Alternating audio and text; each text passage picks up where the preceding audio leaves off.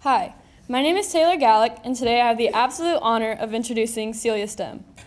Celia and I go way back, as we have spent many of our lower and middle school days playing both soccer and basketball for Holy Communion. Although my basketball career ended long ago, I have still had the pleasure of playing soccer with Celia for the past 4 years and witnessing what I like to call the shrimp accident, that fateful day in EMAC. Celia's light-hearted spirit, radiating smile, and contagious laughter fills each and every classroom that she steps into. And I can truly say that she never fails to make my day when she asks me to join her in learning a new TikTok. The skill, grace, and hard work Celia puts into her TikToks extends far beyond the app. Not only have I experienced Celia's intelligence and dedication on the field and on TikTok, but also in the classroom, more specifically, in our Voices of Faithful Women class. As a whole, Celia leads our student body with kindness, respect, and honor every day, and I can truly say that our grade would not be the same without our little ray of sunshine, Celia Bedelia. I cannot wait to hear what Celia has to say, so without further delay, I give you the class of 2020's own Chi-Chi, Chia, Celiania, Celia Stem.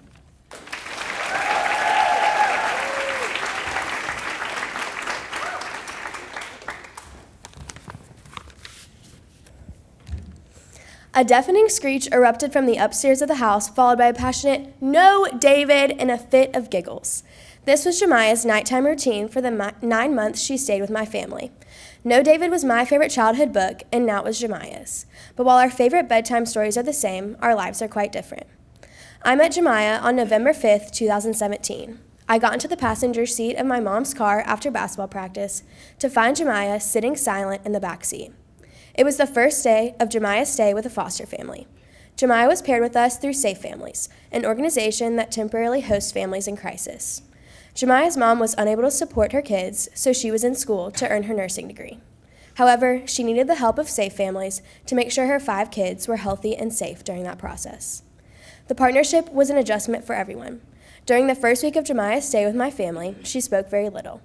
This adjustment would be hard for anyone, especially a 6-year-old girl separated from the rest of her family. However, it did not take long for Jemiah to find her place in our household.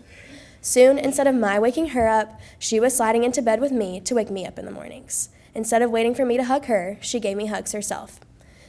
My friends became her friends on trips together to Ben & Jerry's on Saturday nights. Jemiah became the biggest fan at all of my sporting events, jumping and cheering on the sidelines in support. My sister and I gained an extra passenger to our favorite coffee shop. Jemiah would wave out the car window as she sang along to our favorite song, Rolex, by Ayo and Teo. Jemiah became like a sister to me. We dismissed chapel every day by saying, "Let us go forth in joy to love and serve the Lord." I've never seen someone live out this declaration better than Jemiah does. While you could argue that her joy is a factor of her young age, I believe there are very few of us who could experience the trauma Jemiah has and remain joyful. When Jemiah and her siblings would go home on the weekends, Jemiah became especially anxious because balancing her 2 distinct home lives was difficult for her. But upon seeing her 4 younger siblings, Jemiah took on a courageous and independent nature. Jemiah displayed resilience despite her traumatic experiences and did so with a joyous heart. Jemiah knew where the pockets of joy were, and she taught me where to find them.